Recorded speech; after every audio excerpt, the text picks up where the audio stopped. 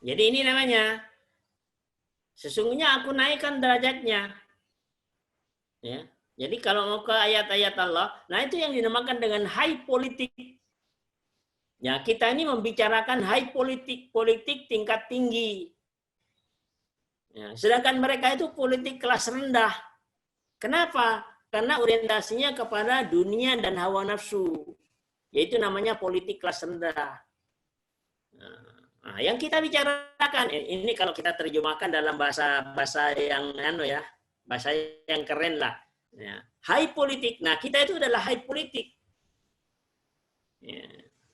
Karena politiknya kita itu sesuai dengan kemauannya Allah. Nah, itu dinamakan dengan high politik, politik tingkat tinggi. Sementara mereka itu cenderung kepada dunia dan hawa nafsu. Maka itu adalah politik yang kelas rendah itu.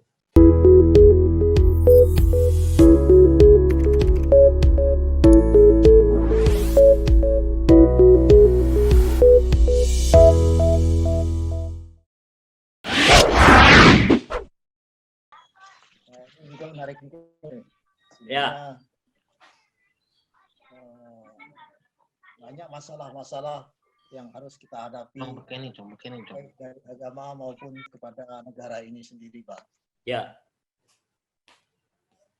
Kalau kita lihat, Pak, di negara ini sebenarnya tidak ada satu sama lain yang saling mencapot, yang saling menunjang, ya. Sehingga ada masalah saling tuduh-menuduh, saling salah menyalahkan.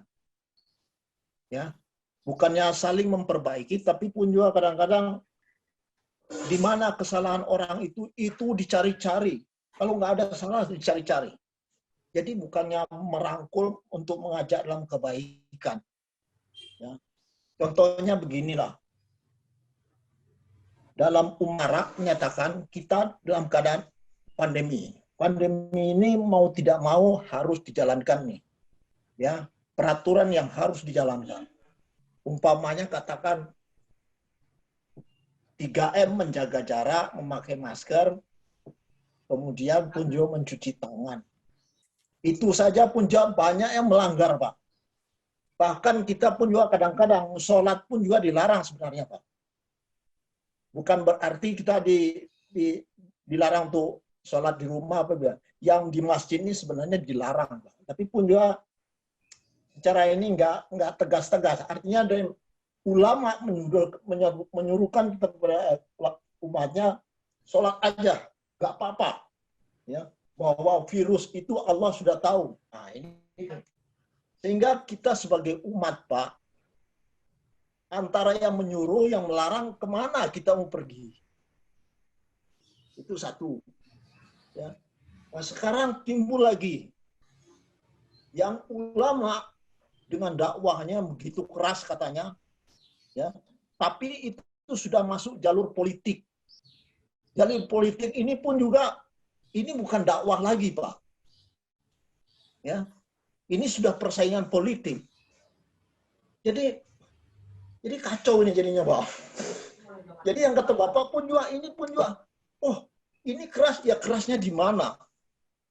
Kalau politik itu, Pak, sebenarnya dari dulu sudah dikatakan bahwa jangan masuk-masuk politik, nanti itu sudah di luar ketentuan kita. Ya, kalau seorang agama katanya itu sudah jangan, karena politik ini jahat, politik ini kotor, politik ini punya semua macam cara dihalalkan, Pak. Ya.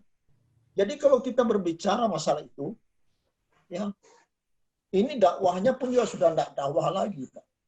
Caci maki itu tidak dakwah, Pak. Kebaikan itu ya tidak dakwah itu. Ya.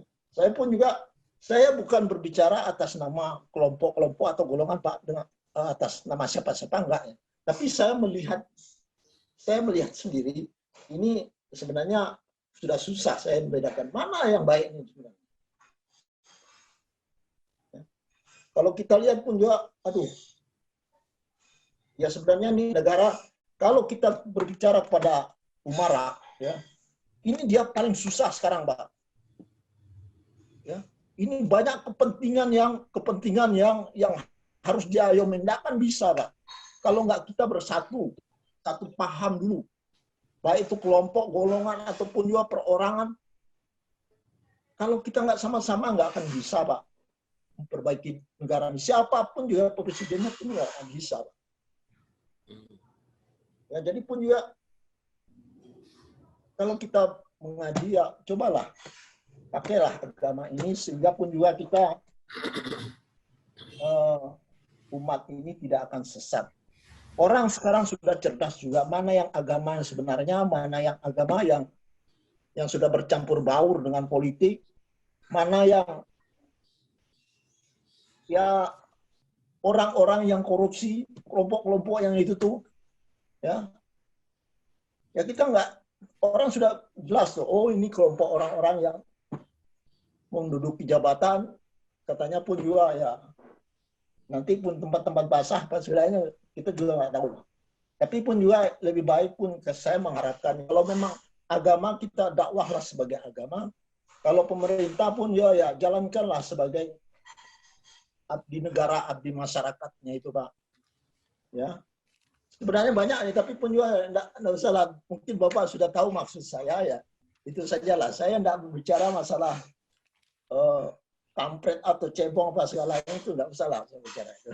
Tapi ini orang sudah bisa menilainya semua, Pak. Gimana kira-kira, Bapak? Iya. Baik.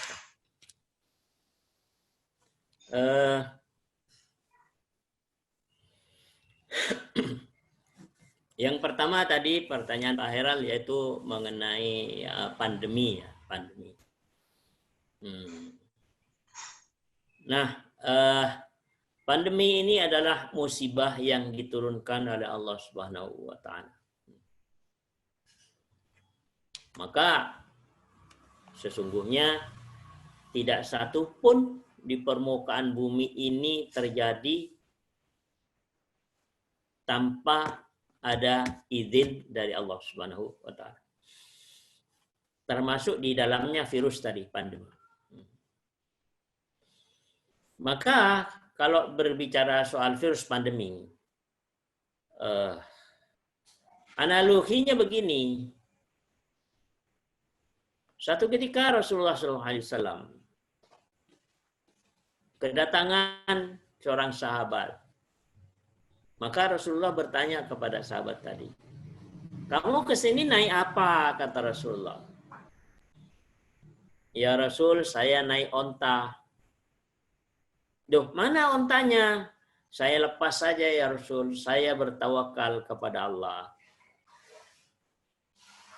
Apa kata Rasul? Tawakal itu bukan seperti itu. Ikat dulu ontanya, baru berserah diri kepada Allah Subhanahu wa taala. Nah, pandemi ini juga begitu juga. Bagaimana? Ya, ikat dulu ontanya, ikuti dulu protokol kesehatan itu. Ya, seperti disebutkan tadi ada 3M tadi, pakai masker, ya kan, jaga jarak, ya. Sama cuci tangan, ya kan. Itu adalah upaya daripada mengikat onta tadi. Kemudian selebihnya dari itu, ya sudah tawakal kepada Allah. Jadi dasar pengertiannya itu adalah seperti itu. Nah, sekarang persoalannya adalah masalah pandemi ini, seperti apa tindakan mengikat tali onta itu pun dipermasalahkan. Ya. Yang katanya yang satu harus lockdown. Yang lain mengatakan, wah kalau lockdown bagaimana nanti perkembangan ekonomi?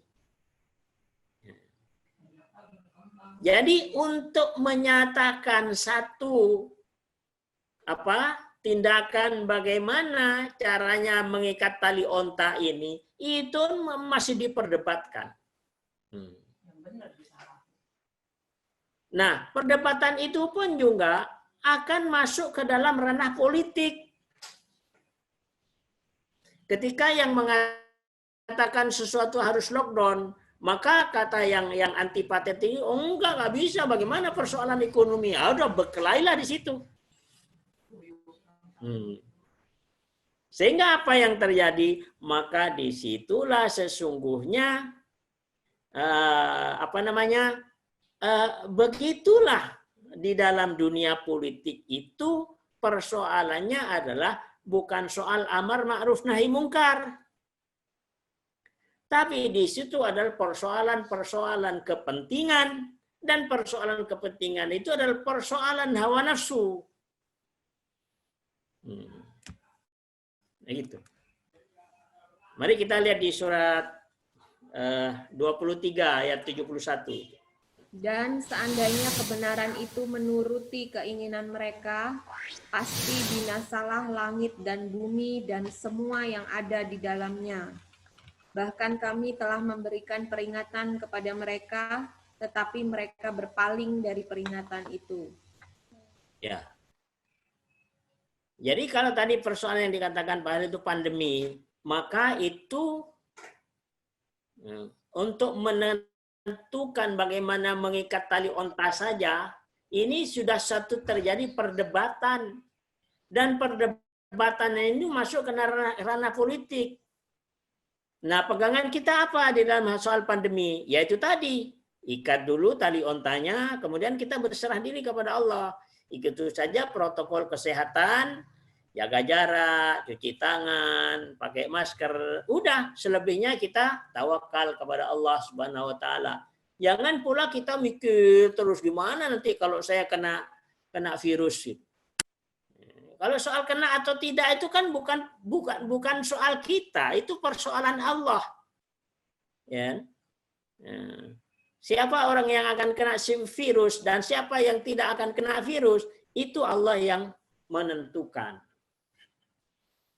Sehingga di sini kalau tadi Pak Heran mengatakan itu soal pandemi, pernyataan politikus itu ya, yaitu persoalan hawa nafsu, Pak, bukan amar ma'ruf nahi mungkar. Di balik itu ada kepentingan yang tersembunyi. Kadang-kadang orang ingin menembak sesuatu, ditembak gitu, tembak sesuatu. Nah, karena sesungguhnya orang yang mau ditembak itu supaya nanti ya, ketika nanti tahun 24 tidak mencalonkan. Nah, jadi semuanya itu sudah bukan amar ma'ruf nahi mungkar aja, Pak, itu. Jadi semuanya itu nahi kemungkaran semua. Kemungkaran dilawan dengan kemungkaran. Itu. Maka kita sebagai orang-orang yang beriman, kita harus tahu walaupun itu persoalan-persoalan politik, ya, ilmu tentang itu kita harus tahu. Gitu. Jadi artinya apa? Ya kita tidak mengikuti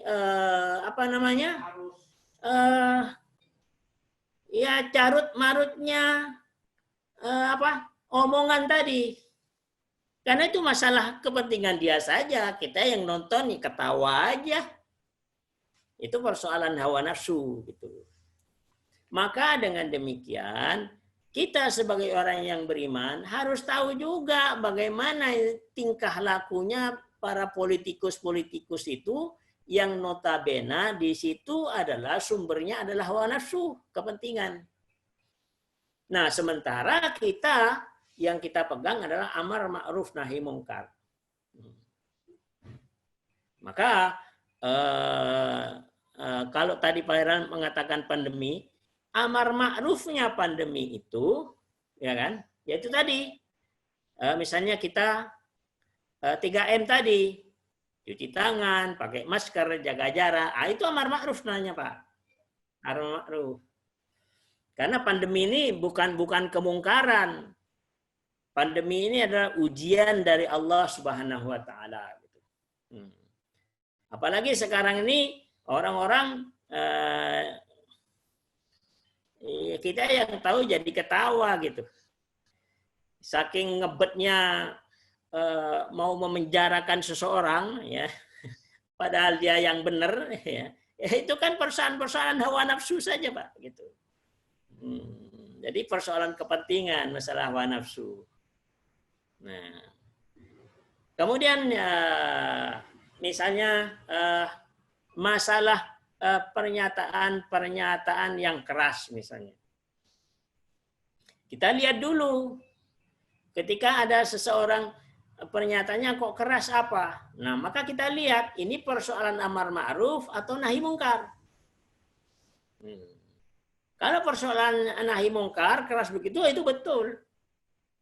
Artinya bahwa nahi mungkar ini benar-benar orang menyatakan nahi mungkar ini betul-betul ikhlas karena Allah, bukan nahi mungkarnya punya kepentingan, Pak. Jadi apa yang disampaikan itu nahi mungkar itu benar-benar bahwa ini adalah ikhlas karena Allah, tidak semata-mata ada satu keinginan tertentu. Nah, itu namanya nahi mungkar. Nah, sehingga dengan demikian sesungguhnya mana itu persoalan hawa nafsu, mana persoalan amar ma'ruf nahi mungkar, maka itu pun juga harus kita ketahui. Nah, masalah politik, ya masalah politik, maka kita juga harus tahu, ya. Karena Nabi itu juga seorang nabi, seorang kepala negara yang mengatur umatnya, maka tidak akan terlepas dari persoalan-persoalan politik. Tapi kita ini sesungguhnya apa yang disampaikan oleh Pak Heral tadi itu adalah politik hawa nafsu namanya, Pak. Kalau di dalam kita ini adalah high politik, ya politik tingkat tinggi gitu. Nah, mari kita lihat di surat 7 ayat 176. Dan sekiranya kami menghendaki, niscaya kami tinggikan derajatnya dengan ayat-ayat itu. Tetapi dia cenderung kepada dunia dan mengikuti keinginannya yang rendah. Maka perumpamaannya seperti anjing. Jika kamu menghalaunya, dijulurkannya lidahnya. Dan jika kamu membiarkannya, dia menjulurkan lidahnya juga. Demikianlah perumpamaan orang-orang yang mendustakan ayat-ayat kami. Maka ceritakanlah kisah-kisah itu agar mereka berpikir. Ya, jadi ini namanya, sesungguhnya aku naikkan derajatnya. Ya, jadi kalau mau ke ayat-ayat Allah, nah itu yang dinamakan dengan high politik. Ya, kita ini membicarakan high politik, politik tingkat tinggi. Ya, sedangkan mereka itu politik kelas rendah. Kenapa? Karena orientasinya kepada dunia dan hawa nafsu. Yaitu namanya politik kelas rendah. Nah, yang kita bicarakan, ini kalau kita terjemahkan dalam bahasa yang bahasa yang keren lah. Ya, high politik. Nah, kita itu adalah high politik. Ya. Karena politiknya kita itu sesuai dengan kemauannya Allah. Nah, itu dinamakan dengan high politik, politik tingkat tinggi. Sementara mereka itu cenderung kepada dunia dan hawa nafsu. Maka itu adalah politik yang kelas rendah itu. Nah, namun demikian bagaimanapun, karena mereka itu kelas rendah kepada hawa nafsu dan dunia dan hawa nafsu orientasinya, maka tetap kita sebagai high politik tidak akan bisa terpisah dari mereka. Kita dengan mereka akan selalu berinteraksi. Jadi bagaimana tugas kita adalah ya, menarik mereka itu masuk ke dunia high politik.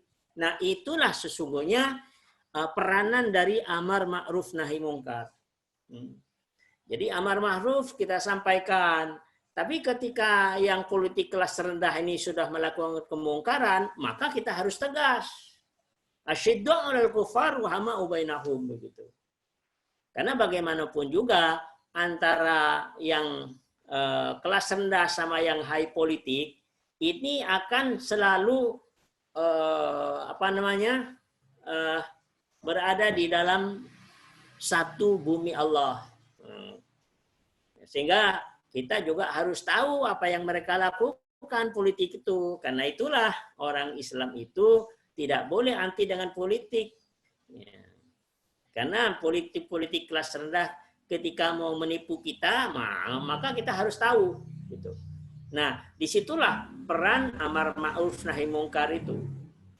Sebelum terjadi, maka kita lakukan amar ma'ruf tadi, menyampaikan sesuatu kebaikan, sampaikan.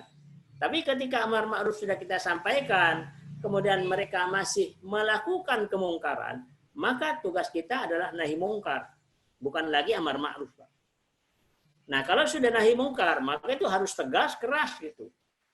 Sebagaimana yang pernyataan Nabi, kalau saja Fatimah anakku yang aku cintai, kata Rasulullah, mencuri, maka aku sendiri yang akan memotong tangannya.